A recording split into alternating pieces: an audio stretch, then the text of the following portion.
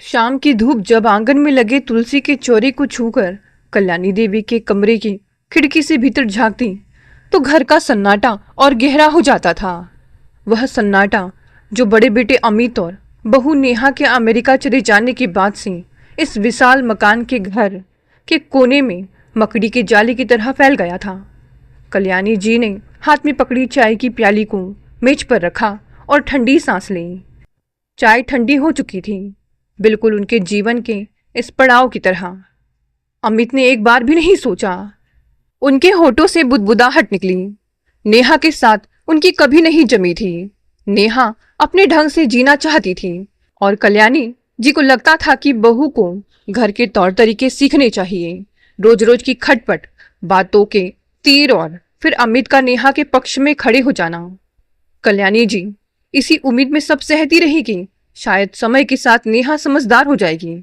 लेकिन जब अमित की नौकरी विदेश में लगी तो उसने एक पल भी नहीं गवाया। नेहा को अपने पास बुला लिया और जाते जाते माँ से कह गया, माँ आप अर्जुन के साथ खुश रहेंगी। यहाँ रोज रोज के झगड़ों से अच्छा है कि हम दूर ही रहें। उस दिन कल्याणी जी को लगा था जैसे उनकी छाती पर किसी ने भारी पत्थर रख दिया हो। जिस बेटे को पाल पोस कर बड़ा किया वह पल भर में ही अपनी गृहस्थी समेटकर 7 समंदर पार चला गया। अब उनके जीवन की एकमात्र उम्मीद उनका छोटा बेटा अर्जुन था। अर्जुन स्वभाव से शांत था, बड़ों का आदर करने वाला और अपनी माँ की हर छोटी बड़ी जरूरत का ख्याल रखने वाला। कल्याणी जी के मन में बस एक ही धुन सवार थी, जल्द से जल्द अर्जुन की शादी कर दी जाए। एक ऐसी लड़की घर आए जो सुशील हो, उनके संस्कारों को समझे और कम से कम इस ढलती उम्र में उनका सहारा बने। वे हर रोज अलमारी से कुंडलियां निकालती, सहेलियों और रिश्तेदारों से बात करती। कल्याणी अब की बार लड़की देख परख कर लाना। अमित ने तो अपनी पसंद से शादी की थी, नतीजा देख लिया ना। उनकी ननंद शारदा ने फोन पर अक्सर यही नसीहत दी थी। कल्याणी जी भी यही सोचती थी। हाँ जीजी, अब की बार में कोई कसर नहीं छोड़ूंगी। खानदान की लड़की होगी जो परिवार को जोड़कर रखना जानती हो। लेकिन नियति के पास कुछ और ही योजना थी। एक शाम जब बारिश की हल्की बूंदें खिड़की के शीशों पर दस्तक दे रही थी, अर्जुन दफ्तर से लौटा। उसके चेहरे पर हमेशा रहने वाली मुस्कान के पीछे आज एक अजीब सी कसमकस थी। उसने माँ के लिए गरम पकौड़े बनाए, खुद चाय छान कर लाया और उनके पास बैठ गया। माँ कुछ बात करनी थी, अर्जुन ने चाय की चुस्की लेते हुए कहा। कल्याणी जी के कान खड़े हो गए। माँ का दिल बेटे की आवाज के उतार चढ़ाव को भांप लेता है। हाँ बोल बेटा, क्या बात है? नौकरी में सब ठीक तो है ना? नौकरी में सब कुछ अच्छा है माँ। असल में बात मेरी जिंदगी की है। अर्जुन ने नजरें झुकाते हुए गहरी सांस ली। वो मैं किसी को पसंद करता हूँ, उसका नाम सोनम है। कल्याणी जी के हाथ से चाय की प्याली छूटते छूटते बची। उनके चेहरे का रंग उड़ गया। अमित की शादी का वह समय उनकी आंखों के सामने घूम गया जब उसने भी इसी तरह नेहा के बारे में बताया था। पसंद करता है मतलब लव मैरिज? कल्याणी जी की आवाज में कड़वाहट और डर साफ महसूस हो रहा था। अर्जुन तू जानता है ना अमित के फैसले के बाद इस घर का क्या हाल हुआ, और तू भी। माँ सोनम नेहा भाभी जैसी नहीं है, अर्जुन ने तुरंत बीच में टोकते हुए कहा। उसकी आवाज में सोनम के लिए गहरा सम्मान था। वह बहुत पढ़ी लिखी है, एक बहुत प्रतिष्ठित कंपनी में ऊंचे पद पर काम करती है, बहुत सुलझी हुई और शांत स्वभाव की है। आप एक बार उससे मिल लेंगी तो। पढ़ी लिखी तो नेहा भी थी अर्जुन। कल्याणी जी का गुस्सा अब उभरने लगा था। जितनी ज्यादा पढ़ाई उतनी ही ज्यादा अहंकार। मुझे नहीं चाहिए कोई ऊंची नौकरी वाली बहू, मुझे ऐसा घर चाहिए जो हमारी मर्यादा समझे। माँ प्लीज, आप बिना मिले ही पूर्वाग्रह से ग्रसित हो रही हैं। अर्जुन ने प्यार से माँ का हाथ थाम लिया। सोनम अपने माता पिता की इकलौती बेटी है। उसने बहुत मेहनत से अपनी पहचान बनाई है। उसके परिवार के मूल्य भी बहुत मजबूत है। क्या कहा? कल्याणी जी का ध्यान एक विशेष शब्द पर अटक गया। इकलौती बेटी? हाँ माँ। कल्याणी जी के माथे पर चिंता की गहरी लकीरें उभर आईं।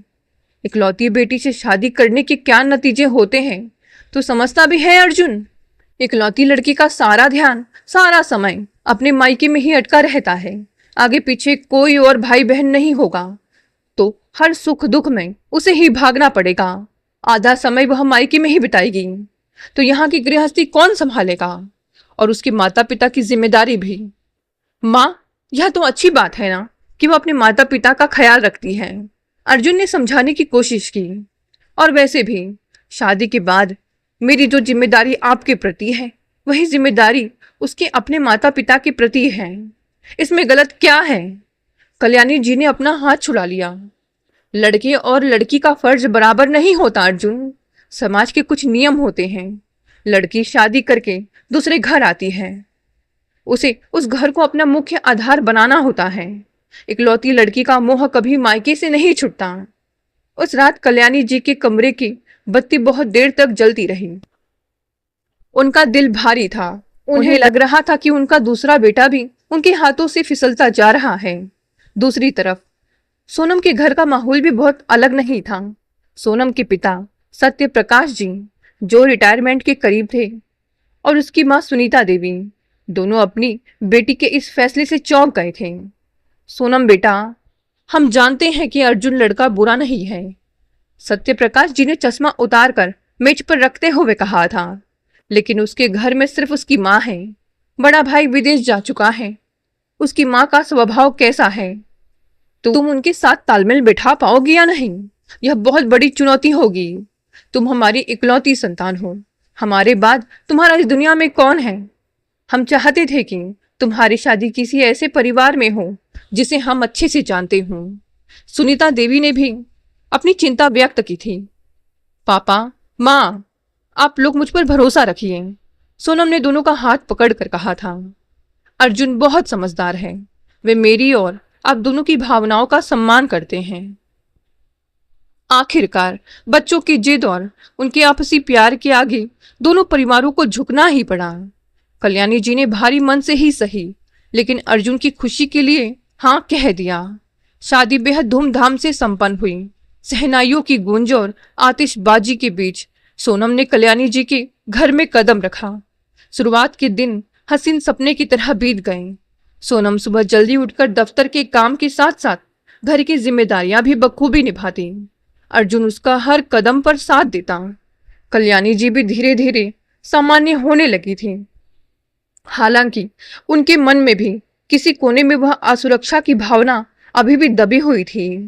पर समय का चक्र शांत नहीं रहता, वह अपने साथ नए बदलाव और नई चुनौतियां लेकर आता है। सोनम और अर्जुन की शादी को 2 साल कब बीत गए पता ही नहीं चला। कल्याणी जी के घर का वह सूनापन जो अमित के जाने के बाद पसर गया था, सोनम के आने से काफी हद तक कम हो गया था। सोनम अपनी नौकरी की व्यस्तता के बावजूद सुबह के समय घर के कामों में हाथ बटाती, कल्याणी जी की दवाओं का ध्यान रखती। लेकिन जैसा कि कहा जाता है, किसी भी परिवार में शांति के पीछे अपेक्षाओं के नन्हे नन्हे बादल हमेशा तैरते रहते हैं। कल्याणी जी के मन में अब एक नई चाहत सिर उठाने लगी थी। पड़ोस की सरोज जी जब भी अपने पोते को गोद में खिलाते हुए कल्याणी जी के घर के सामने से गुजरती तो कल्याणी जी की आंखें ठहर जाती। उनके भीतर की ममता और दादी बनने की तड़प जाग उठती। शाम की चाय पर वे अक्सर इस बात का सिरा छेड़ देती थी। सोनम बेटा, अब 2 साल हो गए हैं तुम्हारी शादी को, घर में कितनी शांति रहती है। अमित तो उधर ही बस गया, पता नहीं कब आएगा। अब इस घर की रौनक तो तुम्हारे ही हाथ में है। मैं चाहती हूं कि जल्दी ही इस आंगन में किसी बच्चे की किलकारी गूंजे। सोनम, जो उस समय लैपटॉप पर अपनी एक जरूरी प्रेजेंटेशन की तैयारी कर रही थी, उसकी उंगलियां कीबोर्ड पर ही ठिठक गई। उसने अपनी चश्मा उतार कर मेज पर रखा और एक गहरी सांस ली। वह जानती थी कि यह विषय आज नहीं तो कल सामने आना ही था। मम्मी जी, सोनम ने बहुत विनम्रता और शांत स्वर में कहा, मैं आपकी भावना समझती हूँ, लेकिन अभी मेरे करियर का बहुत ही नाजुक दौर चल रहा है। हमारी कंपनी मुझे एक बहुत बड़े प्रोजेक्ट की कमान सौंपने वाली है, जिसके लिए मुझे काफ़ी यात्राएं भी करनी पड़ेगी। मैंने और अर्जुन ने इस बारे में बात की है। अभी अगले 3 साल तक हम किसी बच्चे के बारे में नहीं सोचना चाहते। हम पहले अपने करियर और वित्तीय स्थिति को थोड़ा और मजबूत करना चाहते हैं। कल्याणी जी का चेहरा पल भर में उतर गया। उनके हाथ की चाय की प्याली जैसे भारी हो गई। 3 साल? सोनम, तुम क्या कह रही हो? तुमने सोचा है इस उम्र में जो सुख मिल सकता है वह बाद में नहीं मिलता। और फिर तुम्हारा करियर तो पूरी जिंदगी चलता रहेगा। नौकरी आज है कल नहीं, लेकिन परिवार तो हमेशा रहता है।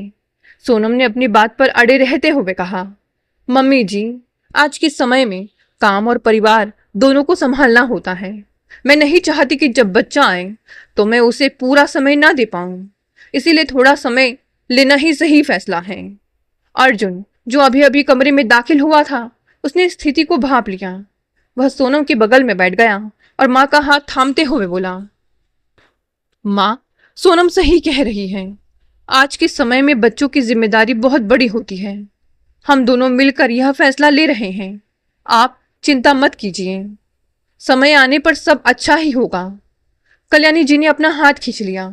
उन्हें अर्जुन का इस तरह तुरंत सोनम के पक्ष में खड़ा होना अच्छा नहीं लगा। उन्हें लगा जैसे इतिहास खुद को दोहरा रहा है। अमित भी नेहा के लिए इसी तरह खड़ा होता था। वे बिना कुछ बोले उठकर अपने कमरे में चली गई।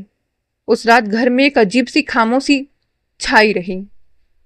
यह छोटी मोटी खटपट अब रोजमर्रा की जिंदगी का हिस्सा बनने लगी थी। कल्याणी जी कभी सीधे तो कभी इशारों इशारों में अपनी नाराजगी जताती और सोनम अपने काम में डूबकर उन तानों को खुद से बचाने की कोशिश करती। इधर सोनम के मायके में एक बहुत बड़ा बदलाव आने वाला था। उसके पिता सत्य प्रकाश जी अपनी लंबी सेवा के बाद आखिरकार रिटायर्ड हो रहे थे। रिटायरमेंट का दिन बेहद भावुक था। सोनम और अर्जुन दोनों इस समारोह में शामिल होने के लिए गए थे। सत्य प्रकाश जी को विदाई देते हुए उनके सहकर्मियों की आंखें नम थीं। सुनीता देवी के चेहरे पर एक राहत भरी मुस्कान थी कि अब उनके पति 24 घंटे उनके साथ रहेंगे। दोनों अपनी बची हुई जिंदगी सुकून से बिताएंगे। रिटायरमेंट के बाद सत्य प्रकाश जी ने अपने घर के छोटे से बगीचे को संवारना शुरू कर दिया था। वे सुबह सुबह सुनीता जी के साथ चाय पीते, अखबार पढ़ते और अपनी पुरानी यादों को साझा करते। लेकिन यह सुख बहुत ही कम समय के लिए बदा था। रिटायरमेंट के ठीक 1 महीने बाद एक ऐसी सुबह आई जिसने सब कुछ हमेशा के लिए बदल दिया। उस दिन सुबह की धूप बड़ी गुनगुनी थी। सत्य प्रकाश जी बगीचे में पौधों को पानी दे रहे थे। अचानक उनके सीने में एक तेज दर्द उठा। उनके हाथ से पानी का पाइप छूट गया और वे वहीं हरी घास पर गिर पड़े। सुनीता जी जो रसोई में उनके लिए काढ़ा बना रही थी, अचानक आवाज सुनकर बाहर दौड़ी। सुनिए, क्या हुआ आपको? सुनिए। सुनीता जी की चीख से पूरा मोहल्ला दहल उठा। पड़ोसियों की मदद से उन्हें तुरंत अस्पताल ले जाया गया। सोनम को जब दफ्तर में फोन मिला तो उसके पैरों तले जमीन खिसक गई। वह पागलों की तरह अस्पताल की तरफ भागी। अर्जुन भी अपनी मीटिंग्स छोड़कर सीधे अस्पताल पहुंचा। लेकिन नियति अपना खेल खेल चुकी थी। डॉक्टरों ने बहुत कोशिश की, पर दिल का भारी दौरा के कारण सत्यप्रकाश जी को बचाया नहीं जा सका। अस्पताल के उस सफेद गलियारों में जब डॉक्टर ने यह खबर सुनाई तो सोनम सुनीता जी के गले लगकर फुट फुट कर रो पड़ी। सुनीता जी जैसे पत्थर की मूर्ति बन गई थी। उनकी आंखों के आंसू सूख चुके थे। जिस जीवन साथी के साथ उन्होंने जिंदगी के 36 साल गुजारे थे, जो अभी 1 महीने पहले ही घर पर रहने के लिए आए थे, वे उन्हें इस तरह बीच राह में अकेला छोड़कर चले गए। सत्यप्रकाश जी का अंतिम संस्कार भारी मन से किया गया। अर्जुन ने एक बेटे की तरह सारे फर्ज निभाए। वह हर पल सोनम और अपनी सास सुनीता जी के साथ खड़ा रहा। लेकिन असली परीक्षा तो अब शुरू होने वाली थी। पिता की मृत्यु के बाद सोनम की जिंदगी जैसे 2 हिस्सों में बट गई। सत्यप्रकाश जी के जाने के बाद सुनीता जी उस बड़े से घर में एकदम अकेली रह गई थी। घर का हर कोना, हर दीवार उन्हें सत्यप्रकाश जी की याद दिलाती। वे दिन भर शून्य में ताकती रहती, ना कुछ खाती, ना किसी से बात करती। सोनम को अपनी माँ की यह हालत देखकर अंदर ही अंदर घबराहट होने लगी थी। वह अपनी नौकरी से समय निकालकर लगभग हर दूसरे दिन मायके भागती। कभी वह माँ के लिए खाना बनाती, कभी उन्हें जबरदस्ती टहलाने ले जाती। माँ, आप थोड़ा सा सूप पी लो प्लीज। आप ऐसे भूखी रहोगी तो बीमार पड़ जाओगी। सोनम ने एकदम सुनीता जी के सिर पर हाथ फेरते हुए कहा। सुनीता जी ने धीमे से अपनी आंखें खोली, जिनमें गहरा सूनापन था। सोनम बेटा, तो कब तक मेरे चक्कर में यहाँ दौड़ती रहेगी? तेरी अपनी भी तो गृहस्थी है। तू अपने ससुराल जा, मैं ठीक हूँ। माँ, मैं आपको इस तरह इस हाल में अकेला छोड़कर कैसे जा सकती हूँ? सोनम की आंखों से आंसू छलक आए। मेरा दिल यहाँ आपके पास ही अटका रहता है। सोनम की यह भाग दौड़ अब उसकी अपनी गृहस्थी पर असर डालने लगी थी। वह सुबह जल्दी उठकर ससुराल का काम करती, फिर दफ्तर जाती और वहां से सीधे मायके पहुंचती। रात को देर से घर लौटती, थकी हारी। कल्याणी जी को बहू का यह रोज रोज मायके जाना और घर की जिम्मेदारियों से थोड़ा दूर होना बिल्कुल पसंद नहीं आ रहा था। आज फिर सोनम नहीं आई? कल्याणी जी ने रात के 9 बजे अर्जुन से पूछा, जब वह अकेला खाना खा रहा था। माँ, वह अपनी माँ के पास गई है। मम्मी जी की तबीयत ठीक नहीं रहती, वे अकेली हैं। अर्जुन ने शांत रहकर जवाब दिया। अकेली है तो क्या सोनम अपनी जिंदगी वहां बिता देगी? कल्याणी जी के स्वर में कड़वाहट थी। हर घर में दुख आता है अर्जुन, लेकिन इसका मतलब यह नहीं कि कोई अपने ससुराल की मर्यादा और जिम्मेदारियों को ही भूल जाए। आखिर वह इस घर की बहू है। माँ प्लीज थोड़ा संवेदनशील बनिए। उनके पति का साया उठ गया है। अगर सोनम अपनी माँ का ख्याल नहीं रखेगी तो कौन रखेगा? वो इकलौती बेटी है उनकी, अर्जुन ने थोड़े कड़े स्वर में कहा। कल्याणी जी ने अपनी जीभ दबा ली, लेकिन उनके मन का गुबार शांत नहीं हुआ। यही तो डर था मुझे, इकलौती लड़की लाओगे तो यही होगा। इस बेहद कठिन दौर में सोनम को अर्जुन के रूप में एक बहुत बड़ा संबल मिला। एक रात जब सोनम मायके से लौटकर बहुत थक कर बिस्तर पर लेटी और रोने लगी, तो अर्जुन ने उसे अपनी बाहों में समेट लिया। उसने सोनम के माथे को चूमा और बेहद प्यार से कहा, सोनम, खुद को इस तरह मत तोड़ो। मैं देख रहा हूं कि तुम दोनों तरफ की जिम्मेदारियों के बीच पीस रही हो। दफ्तर, घर और फिर मम्मी जी की चिंता। तुम अकेली नहीं हो, मैं तुम्हारे साथ हूं। सोनम ने अर्जुन की छाती पर सिर रख दिया। अर्जुन, मुझे समझ नहीं आता मैं क्या करूं। माँ वहां अकेली रोती रहती है। मुझे हर पल डर लगा रहता है कि कहीं उन्हें कुछ ना हो जाए, और यहाँ मम्मी जी मुझसे नाराज रहती है। सोनम, हमारे पास एक रास्ता है, अर्जुन ने कुछ सोचते हुए कहा। क्यों ना हम मम्मी जी को हमेशा के लिए अपने पास ही बुला ले। वे यहाँ हमारे साथ रहेंगी तो तुम्हारी चिंता भी खत्म हो जाएगी और हम दोनों मिलकर उनका ख्याल रख सकेंगे। सोनम ने चौंक कर अर्जुन की तरफ देखा। उसकी आंखों में उम्मीद की एक किरण जागी, लेकिन अगले ही पल उसमें कल्याणी जी का डर समा गया। लेकिन अर्जुन, मम्मी जी, क्या वे इस बात के लिए कभी तैयार होंगी? वे तो पहले ही बहुत नाराज रहती है। मैं माँ से बात करूंगा सोनम, वे दिल की बुरी नहीं है, बस थोड़ी पुरानी सोच की हैं, वे समझेंगी। अर्जुन ने हौसला बंधाया, लेकिन अर्जुन को क्या पता था कल्याणी जी के मन की रूढ़ियों और असुरक्षा की दीवारें इतनी आसानी से ढहने वाली नहीं थी।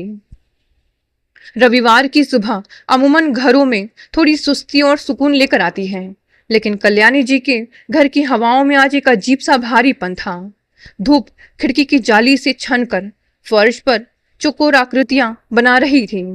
कल्याणी जी सोफे पर बैठी माला जप रही थी, पर उनका ध्यान रसोई में चाय बना रहे अर्जुन और नाश्ते की प्लेटें लगा रही सोनम पर थी। दोनों के बीच इशारों इशारों में कुछ बात हो रही थी, एक ऐसी बात जिसे शुरू करने का साहस वे जुटा रहे थे।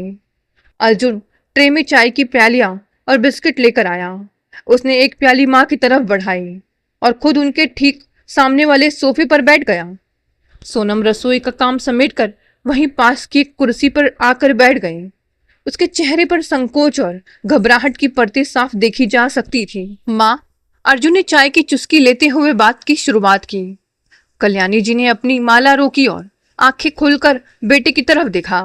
हाँ बोल बेटा, बड़ी गंभीर आवाज है तेरी आज। माँ, बात ही कुछ ऐसी है। असल में हम मम्मी जी के बारे में बात करना चाहते थे। जब से पापा जी गए हैं वे उस बड़े से मकान में एकदम अकेली रह गई हैं। सोनम का ध्यान भी 24 घंटे वही लगा रहता है। उसकी नौकरी पर भी इसका असर पड़ रहा है और सेहत पर भी। अर्जुन ने रुककर सोनम की तरफ देखा तो कल्याणी जी के स्वर में एक हल्की सी कड़वाहट तैर गई। तो फिर क्या चाहती है तुम्हारी पत्नी? अपनी नौकरी छोड़कर मायके में ही बैठ जाए? नहीं मम्मी जी, ऐसी बात नहीं है, सोनम ने हिम्मत जुटाकर कहा। मैं अपनी नौकरी नहीं छोड़ना चाहती और ना ही मैं आपको छोड़कर वहां जाना चाहती हूँ। बस हम दोनों ने मिलकर यह फैसला किया है माँ कि हम मम्मी जी को यहाँ अपने पास बुला लें। अर्जुन ने बात पूरी की। हम सब साथ रहेंगे तो उनकी देखभाल भी हो जाएगी और सोनम भी निश्चिंत होकर काम पर जाएगी। कमरे में जैसे सन्नाटा पसर गया। कल्याणी जी का चेहरा गुस्से और अविश्वास से लाल होने लगा। क्या कहा तुमने? समधन जी को यहाँ बुलाओगे इस घर में रहने के लिए? हाँ माँ, इसमें बुरा क्या है? वे अकेली है, उनका और कोई सहारा नहीं है। अर्जुन ने समझाने की कोशिश की। वाह हरे जमाना और वाह हरे मेरा नसीहत देने वाला बेटा। कल्याणी जी ताली बजाने के अंदाज में बोली। हमारे समाज में, हमारे खानदान में आज तक ऐसा कभी हुआ है? लड़की का परिवार दामाद के घर आकर रहे। लोग क्या कहेंगे अर्जुन? क्या कल्याणी जी के मायके वाले इतने कमजोर हो गए हैं कि अब वे उनकी देखभाल नहीं कर सकते? और लोग कहेंगे कि लड़का अपनी पत्नी के हाथों बिक गया है। माँ, आप ये कैसी दकियानूसी बातें कर रही हैं? अर्जुन का स्वर भी अब ऊंचा होने लगा था। यहां पालने की बात कहां से आ गई?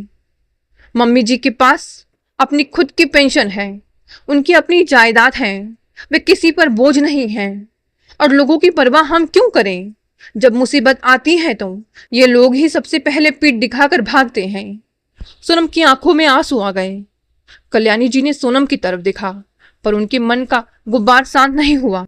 वे अपनी नाराजगी खुलकर और ज्यादा नहीं दिखाना चाहती थी।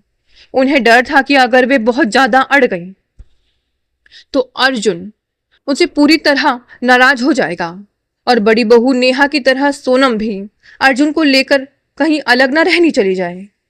उनका इकलौता सहारा भी छिन जाएगा। उन्होंने अपना रुख बदला पर दिल में कड़वाहट बरकरार रखी। ठीक है, जो तुम लोगों को ठीक लगे वही करो। आजकल के बच्चों के आगे माँ बाप की सुनता ही कौन है? पर एक बात याद रखना, इस समाज में रहते हो तुम, तानों के लिए भी तैयार रहना। वे पैर पटकती हुई अपने कमरे की तरफ बढ़ गईं, पर दरवाजे पर रुककर मुड़ी और बोली, बहू, क्या तुम्हारे खानदान में और कोई नहीं है जो तुम्हारी माँ को संभाल सके? चाची, ताई, मौसी, कोई भी नहीं? यह वाक्य सोनम के दिल पर एक तीर की तरह चुभ गया। इस बातचीत के बाद घर का माहौल पूरी तरह बदल गया। कल्याणी जी ने अपनी नाराजगी दिखाने का एक नया तरीका ढूंढ लिया था। वे सीधे तो कुछ नहीं कहती थी, लेकिन उनके तानों का सिलसिला थमने का नाम ही नहीं ले रहा था। जब भी कोई पड़ोसन या सहेली घर आती, कल्याणी जी जानबूझकर ऊंचे स्वर में बातें शुरू कर देती। अरे सरोज बहन, क्या बताएं, आजकल का जमाना ही बदल गया है। पहले बेटियां विदा होकर पराए घर को अपना बनाती हैं, अब तो पूरा मायका ही बहू के साथ विदा होकर आ जाता है। हमारी किस्मत में कहा था कि हम अपने मायके में जाकर रहें, पर आज की लड़कियों के तो ठाठ ही अलग हैं। सोनम दफ्तर से लौटकर जब ये बातें सुनती तो उसका दिल महसूस कर रह जाता। वह कल्याणी जी के सामने जाने से कतराने लगी। जिस सास को वह अपनी माँ की तरह सम्मान देना चाहती थी, उनके इस व्यवहार ने सोनम के मन में भी एक दूरी पैदा कर दी थी। सोनम का व्यवहार भी अब कल्याणी जी के लिए औपचारिक हो गया था। पहले वह सुबह उठकर कल्याणी जी के पैर छूती, उनके लिए उनकी पसंद का नाश्ता अपने हाथों से बनाती थी, लेकिन अब वह सिर्फ उनकी जरूरतें पूरी कर देती और अपने कमरे में चली जाती। उधर सुनीता देवी अपनी पैकिंग कर रही थी। उनका मन भारी था। वे भली भांति जानती थी कि बेटी दामाद के घर आकर रहना आसान नहीं होता, खासकर तब जब वहां एक सास भी मौजूद हो। सोनम बेटा, मुझे लगता है कि मेरा बहाना ठीक नहीं है, सुनीता देवी ने अलमारी से अपनी साड़ियां निकालते हुए सोनम से फोन पर कहा।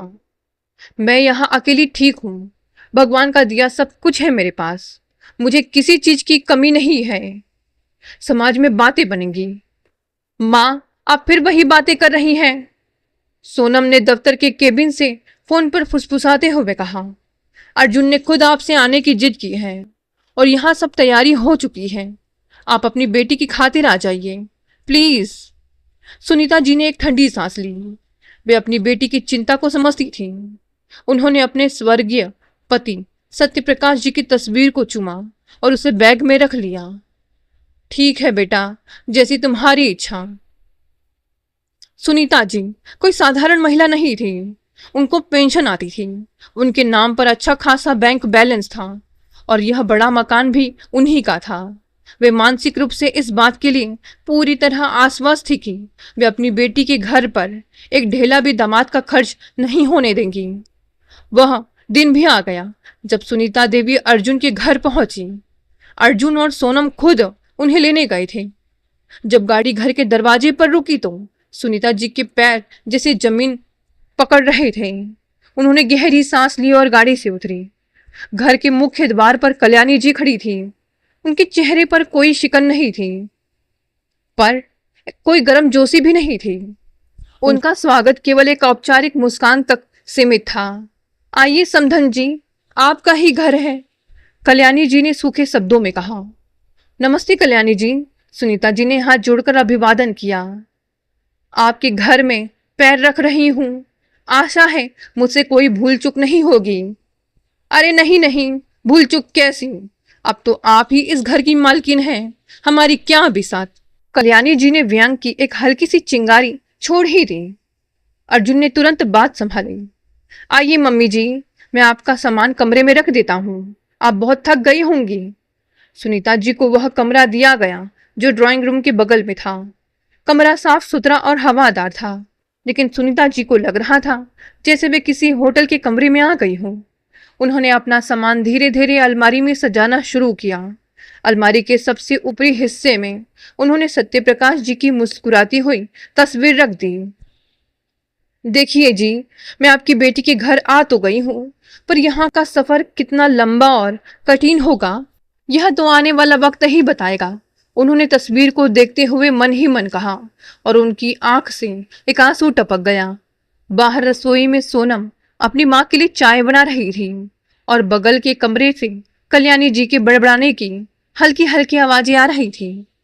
सुबह की पहली किरण अब जब खिड़की के कांच से टकराकर सुनीता जी के कमरे में दाखिल हुई तो वे बहुत पहले ही उठ चुकी थी। सुबह की आदत थी भोर के धुंधलके में उठ जाना, पूजा पाठ करना और फिर रसोई संभालना, लेकिन आज वे अपने बिस्तरों पर चुपचाप बैठी थी।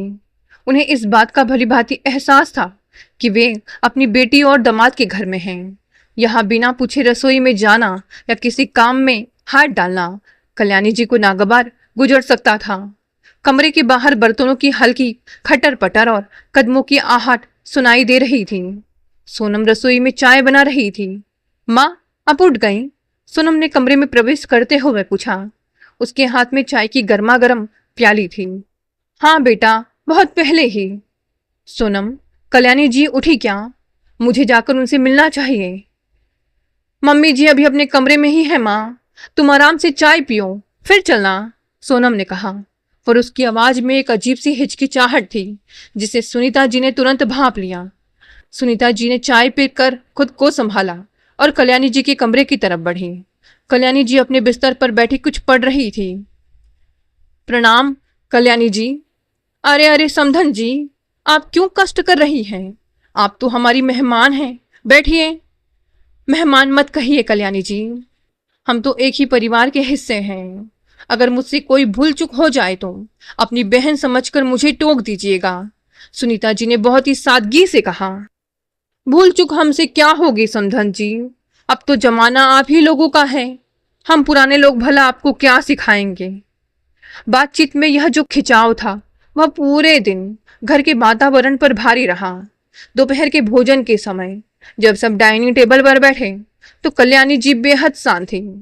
अर्जुन ने अपनी सास की पसंद की सब्जी बनाने के लिए सोनम से कहा था, जो टेबल पर सजी थी।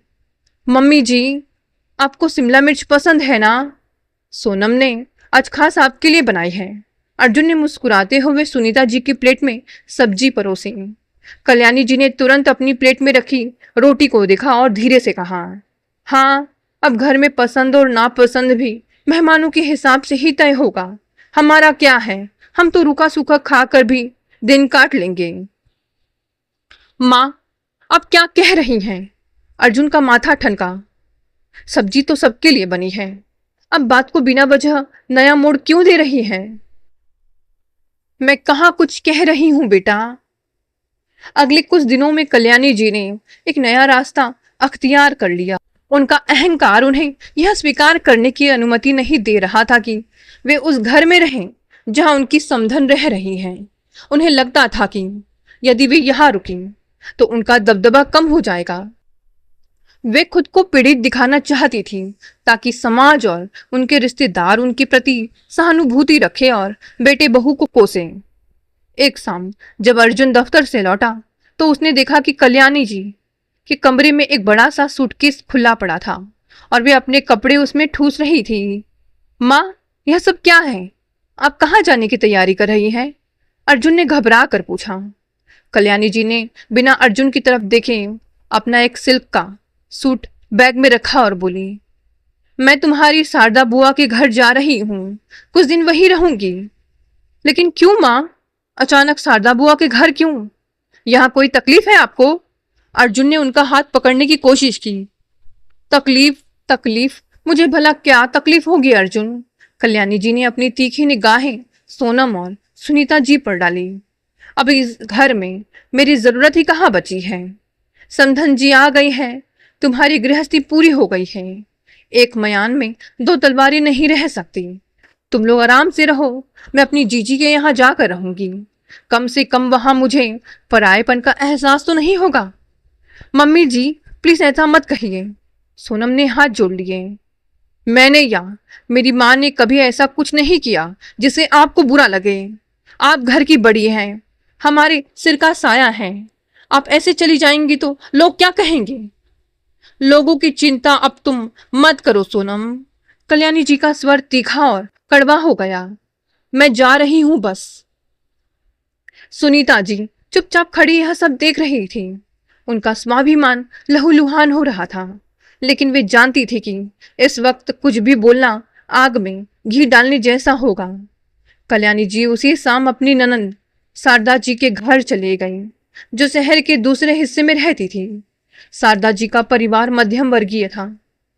उनके भी बेटे बहू थे। वैसे कल्याणी जी के पास पैसों की कोई कमी नहीं थी। उनका बड़ा बेटा अमित, जो अमेरिका में रहता था, वह हर महीने अपनी माँ के खाते में एक मोटी रकम भेजता था। कल्याणी जी ने इसी पैसे का इस्तेमाल शारदा जी के घर में अपनी पैठ बनाने के लिए किया।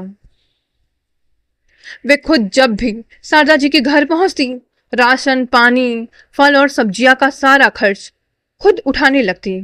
वे जानबूझकर महंगे फल और घर का राशन मंगाकर रसोई में रखवा देती। अरे कल्याणी, इसकी क्या जरूरत थी?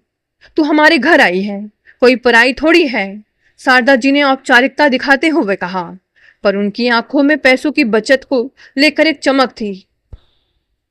नहीं जीजी, मैं किसी पर बोझ बनकर रहना पसंद नहीं करती। भगवान का दिया सब कुछ है मेरे पास। मेरा बेटा अमित हर महीने पैसे भेजता है। कल्याणी जी ने गर्व से अपना सिर ऊंचा करते हुए कहा। शारदा जी को भी इस व्यवस्था से कोई आपत्ति नहीं थी।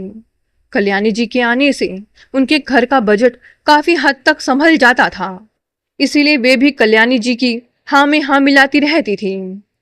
कल्याणी जी ने अब एक नया नियम बना लिया था। वे महीने के 30 दिनों में से कम 20 दिन अपनी ननद के घर ही बिताने लगी। जब भी अर्जुन उन्हें फोन करके घर आने को कहता, वे कोई ना कोई बहाना बना देती या सीधे चिढ़ जाती। माँ, आप कब तक वापस आ रही हैं? 20 दिन हो गए हैं आपको वहां गए हुए। अर्जुन ने एक दिन फोन पर झुंझुलाते हुए पूछा। क्यों, क्या वहां समधन जी को मेरी याद सता रही है? कल्याणी जी ने फोन पर ही ताना मारा। मैं यहाँ बहुत खुश हूँ अर्जुन, मुझे यहाँ सम्मान मिलता है। जब मेरा मन करेगा मैं आ जाऊंगी। मुझे बार बार फोन करके परेशान मत किया करो। कल्याणी जी का यह व्यवहार घर में अशांति का कारण बन रहा था। अर्जुन अपनी माँ की इस बचकानी और अड़ियल जिद से बुरी तरह थक चुका था। उसे समझ आ गया था कि उसकी माँ यह सब सिर्फ सोनम और उसकी माँ को नीचा दिखाने के लिए और उन्हें अपराधी महसूस कराने के लिए कर रही हैं। उधर सुनीता जी रोज रोज के इस तनाव को भांप रही थी। वे देख रही थी कि उनकी वजह से उनकी बेटी की गृहस्थी में दरार आ रही थी। दामाद अपनी माँ से लड़ रहा था और उनकी बेटी हर पल घुट रही थी। पिछले कई हफ्तों से कल्याणी जी का ननंद शारदा के घर डेरा डालना और बार बार बुलाने पर भी ना आना अब पूरे खानदान में चर्चा का विषय बन चुका था। रिश्तेदार फोन करके दबी जुबान में अर्जुन से पूछते, बेटा क्या बात है, कल्याणी भाभी आजकल घर पर क्यों नहीं दिखती, क्या बहू से कोई खटपट है। अर्जुन इन सवालों का जवाब देते देते थक चुका था। वह अपनी माँ की इस बच्चों जैसी जिद और पूरे परिवार को तमाशा बना देने की आदत से भीतर ही भीतर बुरी तरह टूट रहा था। अचानक अर्जुन का सब्र का बांध टूट गया। उसने जेब से अपना फोन निकाला और कल्याणी जी का नंबर डायल कर दिया। उधर शारदा जी के घर के बरामदे में बैठी कल्याणी जी चाय पी रही थी। स्क्रीन पर अर्जुन का नाम चमकते ही उनके चेहरे पर एक आत्मसंतुष्ट मुस्कान आ गई। उन्हें लगा कि उनका पैंतरा काम कर रहा है, बेटा उनके बिना तड़प रहा है और अब पैर पकड़कर मनाने के लिए फोन कर रहा है। उन्होंने बेहद बेरुखी से फोन उठाया। हाँ अर्जुन, क्यों फोन किया? मैंने कहा था ना कि मुझे बार बार फोन मत किया करो। माँ चुपचाप अपना सारा सामान समेटिए और कल सुबह तक घर वापस आ जाइए। अर्जुन की आवाज में वैसी मन्नतें नहीं थी जैसी कल्याणी जी उम्मीद कर रही थी। उसकी आवाज में एक अजीब सी ठंडी कड़क और नाराजगी थी। कल्याणी जी हैरान रह गई। उन्होंने अपनी चाय की प्याली रखी। यह क्या तरीका है बात करने का अर्जुन? तुम अपनी माँ को हुक्म दे रहे हो? मैं कोई तुम्हारी नौकरानी नहीं हूं जो तुम्हारे कहने पर आ जाऊंगी। मैं अपनी जीजी के यहाँ अपनी मर्जी से रह रही हूं। माँ बेवकूफ मत बनाइए, मैं बच्चा नहीं हूं, सब समझता हूं। अर्जुन ने गरजते हुए कहा। उसकी आवाज इतनी तेज थी कि रसोई में खड़ी सोनम भी कांप गई। आप यह जो कुछ भी कर रही हैं सिर्फ इसलिए कर रही हैं क्योंकि सोनम की माँ हमारे साथ रह रही है। आप जानबूझकर बुआ के घर जाकर बैठ गई हैं ताकि समाज में हमारी थू थू हो, लोग सोनम और आंटी जी को ताना मारें और आप खुद को पीड़ित साबित कर सके। अर्जुन, तुम्हारी हिम्मत कैसे हुई मुझसे इस लहजे में बात करने की? तुम उस लड़की के प्यार में अंधे हो चुके हो। कल्याणी जी चिल्लाई। नहीं माँ, अंधा मैं नहीं, अपनी जिद और अहंकार में अंधी आप हो चुकी हैं। अर्जुन ने चीख कर कहा। आप हमेशा रोती रहती है ना कि अमित भैया और नेहा भाभी आपको छोड़कर अमेरिका चले गए। आप कहती हैं कि बड़ी बहू बुरी थी।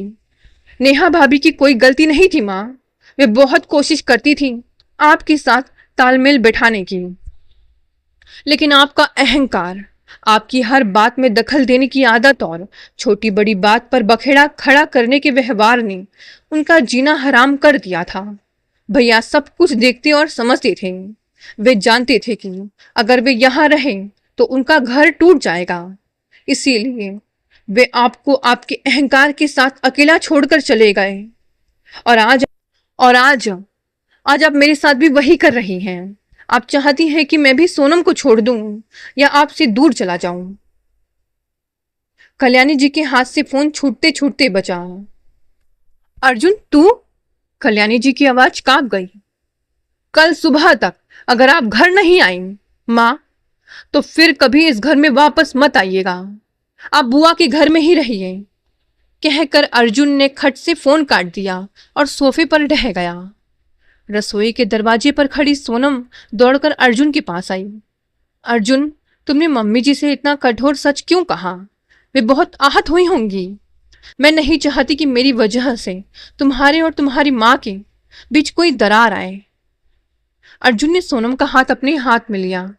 सोनम, सच कड़वा होता है, लेकिन कभी ना कभी उसे आईने में देखना ही पड़ता है। अगर आज मैं चुप रहता तो माँ कभी अपनी गलती नहीं समझती। कमरे के भीतर बैठी सुनीता जी ने इस पूरी बातचीत का एक एक शब्द सुन लिया था। उनके दिल पर जैसे आरे चल रहे थे। वे एक स्वाभिमानी और समझदार महिला थी। उन्हें पल भर में समझ आ गया कि उनकी मौजूदगी इस हंसते खेलते परिवार को दीमक की तरह चाट रही है। सुनीता जी ने अपना चश्मा साफ किया, अलमारी खोली और चुपचाप अपनी साड़ियां वापस सूटकेस में सहेजने लगी। उन्होंने सत्य प्रकाश जी की तस्वीर को बहुत ही आदर से मखमली कपड़े में लपेटा और बैग में रख दिया। सोनम जब रोती हुई अपनी माँ के कमरे की तरफ आई तो अलमारी खाली देखकर उसके कदम वहीं ठिठक गए। माँ, यह क्या कर रही हो तुम? सुनीता जी मुड़ी। उनके चेहरे पर एक शांत, गरिमामयी और दृढ़ निश्चय की आभा थी। उन्होंने सोनम के गाल के आंसू पोंछे। बेटा, अब मेरे जाने का समय आ गया है। नहीं माँ, तुम कहीं नहीं जाओगी। अर्जुन ने अभी मम्मी जी को डांटा है, वे कल वापस आ रही हैं, सब ठीक हो जाएगा। सोनम ने अपनी माँ के हाथ पकड़ लिए। नहीं सोनम, कुछ ठीक नहीं होगा, सुनीता जी ने बहुत ही शांत स्वर में कहा। जब तक मैं इस घर में रहूंगी, कल्याणी जी कभी मन से वापस नहीं आ पाएंगी। वे जब भी आएंगी, उनके मन में मेरे प्रति नफरत और गुब्बार रहेगा। रिश्ते जबरदस्ती नहीं निभाए जाते बेटा। मैं कोई असहाय बेसहारा औरत नहीं हूँ। मेरे पास अपना घर है, मेरी पेंशन है, तुम्हारे पापा की यादें हैं। मैं अपने घर वापस जा रही हूँ।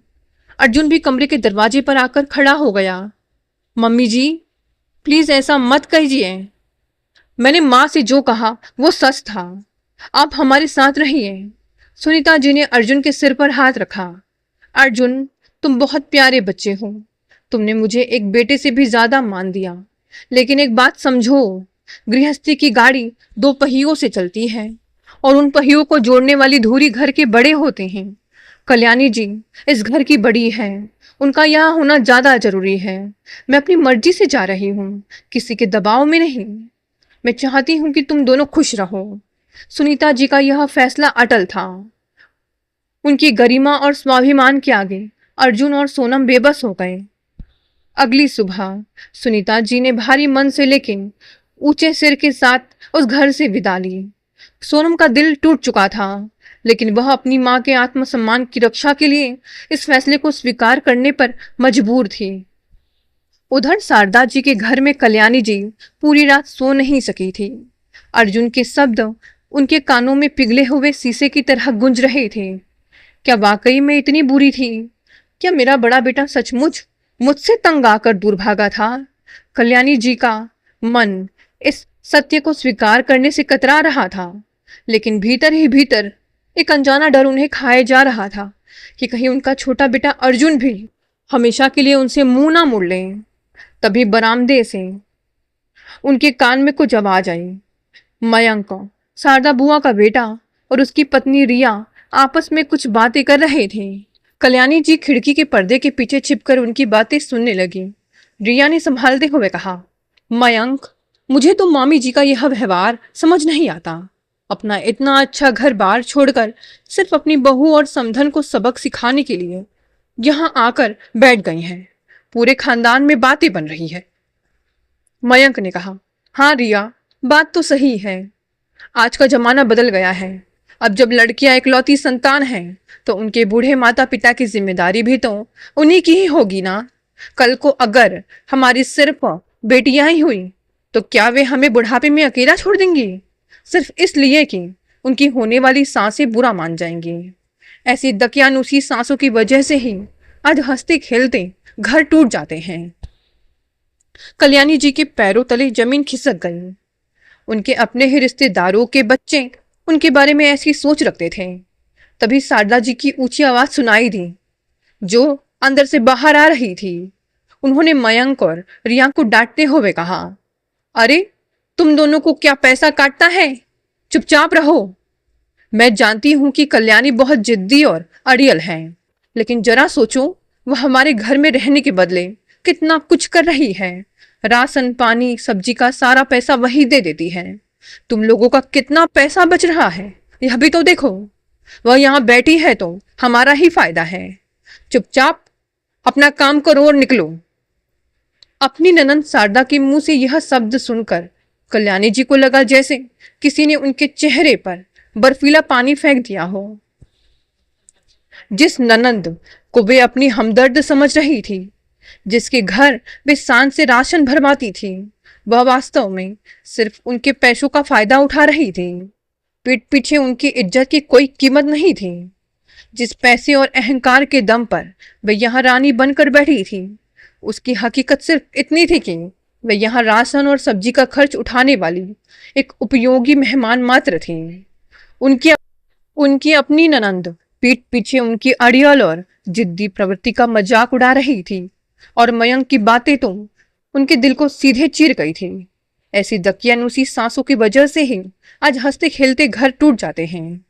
कल्याणी जी ने अपनी दोनों आंखें बंद कर ली। उनकी बंद पलकों के पीछे अतीत के कई दृश्य तैरने लगे।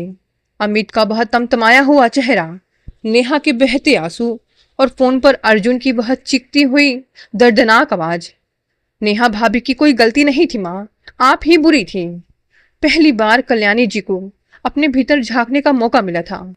उन्होंने महसूस किया कि अपनी रूढ़िवादी सोच और झूठे सम्मान की रक्षा करने के चक्कर में वे धीरे धीरे अपने दोनों बेटों से दूर होती चली गई। एक बेटा पहले ही 7 समंदर पार जा चुका था और दूसरा भी अब उनसे पूरी तरह टूटने की कगार पर था। नहीं, मैं अपने इस घर को इस तरह बिखरने नहीं दे सकती। वे उठ खड़ी हुई।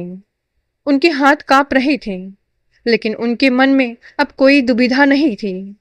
उन्होंने अलमारी खोली और बिना किसी को बताए अपना सारा साथ सामान वापस उसी सूटकेस में पैक करना शुरू कर दिया, जिसमें रख कर वे यहाँ अपनी अकड़ लेकर आई थी। जब शारदा जी कमरे में आई तो कल्याणी जी को सूटकेस बंद करते देख चौंक गई। अरे कल्याणी, यह क्या? कहीं जाने की तैयारी है क्या? शारदा जी ने अपनी बनावटी मीठी आवाज में पूछा। कल्याणी जी ने अपनी जीजी की तरफ देखा। अब उनकी आंखों में पहले जैसा गर्व नहीं था, बल्कि एक शांत और गंभीर समझ थी। हाँ जीजी, अब मुझे अपने घर लौट जाना चाहिए। अर्जुन और सोनम को मेरी जरूरत है, और वैसे भी पराए घर में कितने भी ठाठ हो, अपना घर तो अपना ही होता है। शारदा जी कल्याणी जी के बदले हुए तेवर देखकर कुछ समझ नहीं पाई, पर उन्होंने रोकने की बहुत औपचारिकता भी नहीं की। अगली सुबह कल्याणी जी ने एक टैक्सी बुलाई और अपने घर के लिए निकल पड़ी। इधर अर्जुन के घर में सन्नाटा पसरा हुआ था। सुनीता जी के चले जाने के बाद से इस घर में जैसे कोई प्राण ही नहीं बचे थे। सोनम अपने कमरे का दरवाजा बंद करके पड़ी थी। उसकी आंखों के आंसू सूख चुके थे, पर दिल में एक गहरी वीरानी छाई थी। अर्जुन लिविंग रूम के सोफे पर बैठा सुनने में ताक रहा था। उसे अपनी मां पर गुस्सा भी था और अपनी लाचारी पर दुख भी। तभी बाहर एक टैक्सी आकर रुकी। मुख्य द्वार खुलने की आवाज आई। अर्जुन ने उठकर दरवाजा खोला। सामने कल्याणी जी खड़ी थी, हाथ में अपना सूटकेस थामे। उनका चेहरा थका हुआ था। अर्जुन ने बिना कुछ बोले उनके हाथ से सूटकेस लिया और अंदर रख दिया। कल्याणी जी ने दबे कदमों से घर के भीतर प्रवेश किया। उनकी नजरें तुरंत ड्राइंग रूम के बगल वाले कमरे की तरफ गई, जहां सुनीता जी रह रही थी। उस कमरे का दरवाजा खुला हुआ था।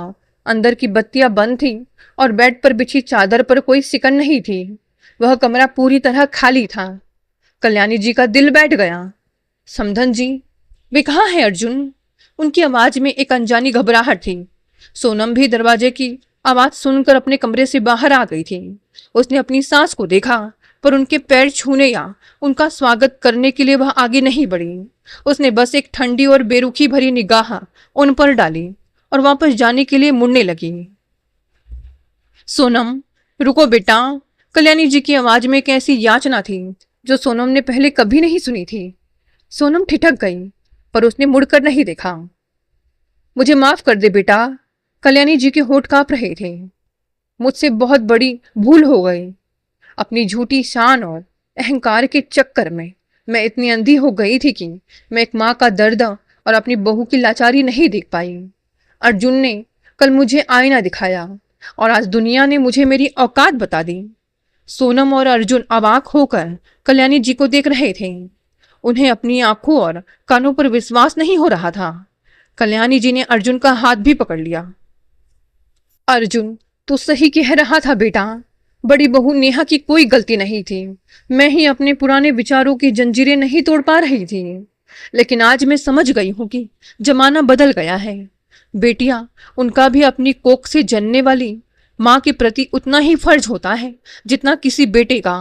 अगर लड़कियां आगे बढ़कर अपने माता पिता को नहीं संभालेंगी तो वे कहाँ जाएंगी। कल्याणी जी सोनम के सामने हाथ जोड़कर खड़ी हो गई। सोनम, सोनम, मुझे अपनी माँ समझकर मेरी इस आखिरी भूल को माफ कर दे। मैं तेरी माँ को वापस इस घर में लाना चाहती हूँ। वे कहीं नहीं जाएंगी, वे यहीं हमारे साथ इसी घर में सम्मान के साथ रहेंगी। सोनम की सिसकी फूट पड़ी। वह कल्याणी जी के गले लग गई। मम्मी जी, मुझे आपसे कोई शिकायत नहीं है, बस मेरी माँ बहुत अकेली रह गई है। मैं जानती हूँ बेटा, मैं भी तो एक माँ हूँ। कल्याणी जी ने सोनम के सिर पर हाथ फेरते हुए कहा। उन्होंने अपनी आंखें पोंछी और अर्जुन की तरफ मुड़ी। अर्जुन, गाड़ी की चाबी उठा ले। गाड़ी की चाबी? पर क्यों माँ? इस वक्त कहाँ जाना है? अर्जुन ने पूछा। हम अभी इसी वक्त तेरे ससुराल चलेंगे, कल्याणी जी ने दृढ़ निश्चय के साथ कहा। हम अपनी समधन जी को अकेली उस सूने मकान में नहीं छोड़ सकते। मैं खुद जाकर उनसे हाथ जोड़कर माफी मांगूंगी और उन्हें अपने साथ वापस इस घर लेकर आऊंगी। मेरी समधन कोई बोझ नहीं है, वे तो इस घर का गौरव है। अर्जुन के चेहरे पर एक गहरी और आश्वस्त करने वाली मुस्कान तैर गई। उसने तुरंत अलमारी से गाड़ी की चाबी निकाली। हाँ माँ, चलिए, हम भी निकलते हैं।